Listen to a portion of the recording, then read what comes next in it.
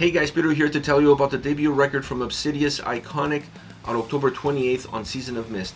The album has 10 tracks, 53 minutes in length, and they are an international progressive technical death metal band.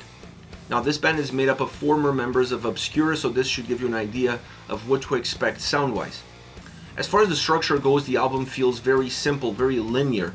And I don't think you want to overcomplicate a debut record. You want to make things easy for the listener. You want the listener to build roots with your sound, with your band, before you start to go into the darker waters of both genres. And this album is perhaps you just tipping your toes into that water, but not necessarily doing a full plunge. I like the fluidity of the record. This album is 53 minutes in length, but it doesn't feel that long. It feels a lot shorter because the songs are engaging. They offer you different perspectives. They offer you different sounds, different elements, and you're never really bored of the tracks or how they move towards one and how they leave the other one behind. It's a record that definitely thinks about the individuality of each and every single song, keeping that individuality alive and well, but also thinking about what can that individuality bring towards the strength of the collective. So it's an album that works both ways, from an individual standpoint and then from the overall collective experience. As far as the sound is concerned, this album finds a gray area between technical death metal and progressive metal. This record is a little bit in between. Sure, there are songs that push towards one or push towards the other, but a lot of the tracks on this record really walk the fine line between both without necessarily picking a side. This makes the album feel a lot richer sound-wise. It's an album that has great design, the songs have great structure, and that has a positive impact on how you perceive the overall sound. It just has great production behind it. They didn't overproduce this album. They allow you to feel all the different elements that the record offers and then add a few little nuances here and there in order to complement the soundscape but not necessarily define it. One of those elements that they added was a few orchestrations here and there. Just nuances really. When you look at this record, it's not the orchestrations that's going to have an impact on your experience or an impact on how you perceive the album. You're going to connect a lot more to the bass, drums, guitars, and vocals, obviously.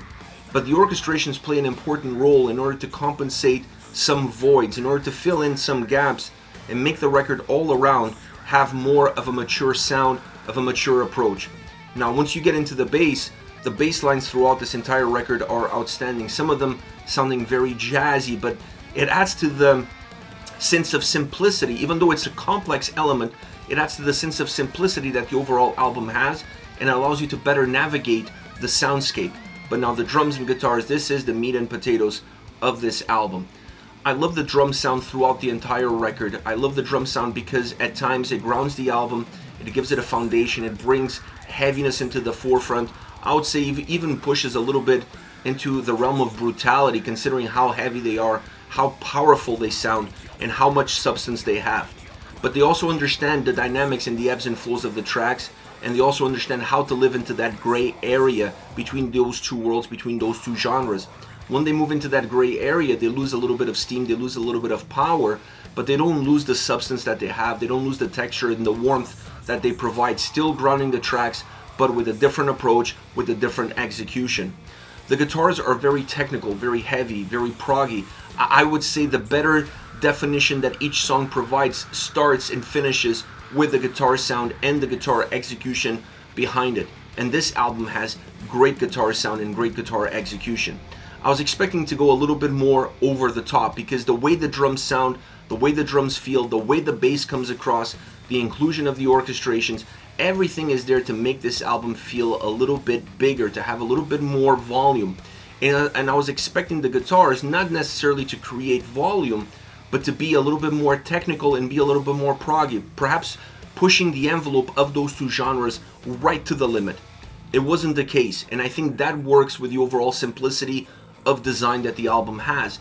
It makes this album a lot more approachable. It's easier to listen to, it's easier to digest, and therefore you don't feel like it's taken a lot out of you to engage with it, enjoy it, and go through the overall path of listening to each and every single song if you decide to listen to this record from start to finish.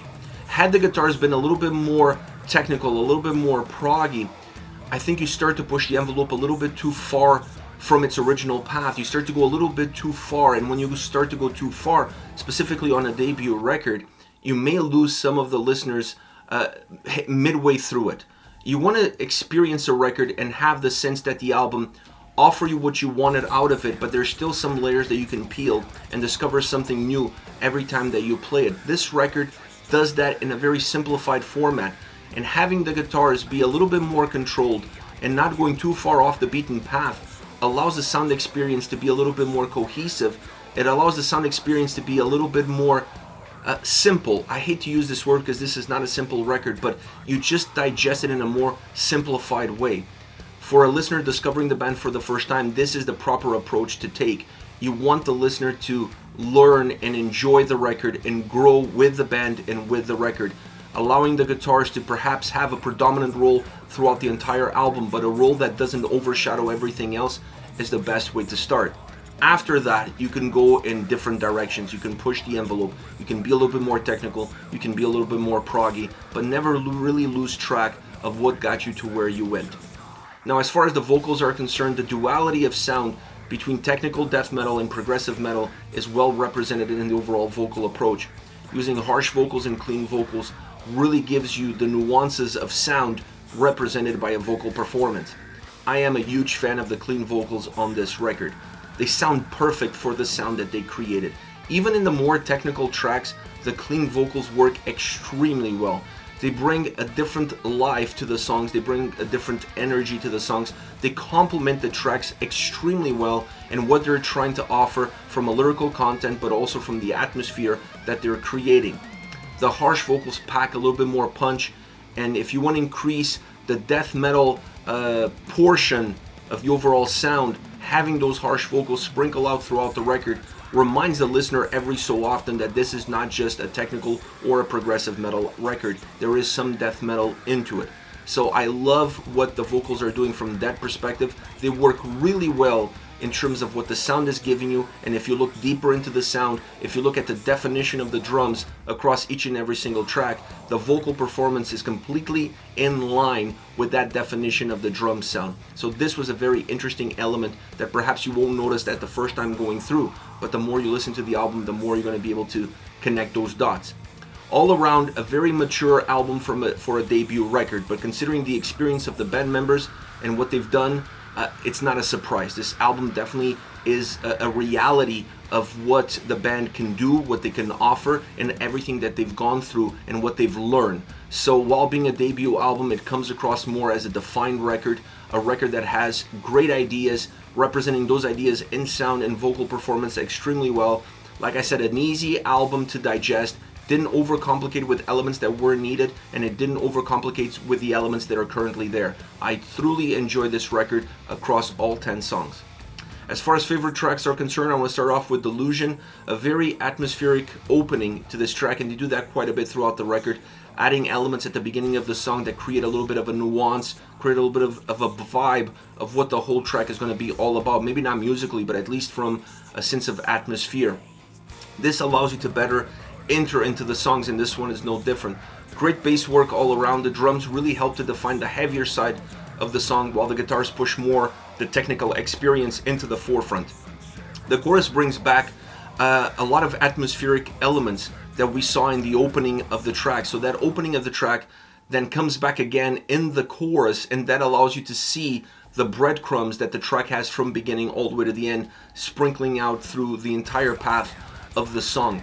Adding the clean vocals to the chorus adds to that ambiance, adds to that atmosphere. It takes a little bit of the layers away, it strips it down ever so slightly. It allows the harsh vocals to dominate the verses and create a heavier side of the song in the verses compared to the more melodic, technical, maybe progressive side, I should say, in the chorus. So it's a song that has two lives. It has two sides to one single coin, but this makes the track very dynamic, and it makes the overall experience very dynamic. The solo section is very stripped down. It follows the same path that you're gonna see in the chorus in terms of the musicality of the song, but it offers a more technical approach that you're gonna see in the verses of the song. So it's really interesting because it feels like one, but it sounds quite like the other, making once again the song very dynamic. Next you have Nowhere, a very driven song. Once again, the bass is killer. I mean, the bass is killer throughout the entire record. The harsh vocals help drive this song, are really the the fuel to the engine, if you will.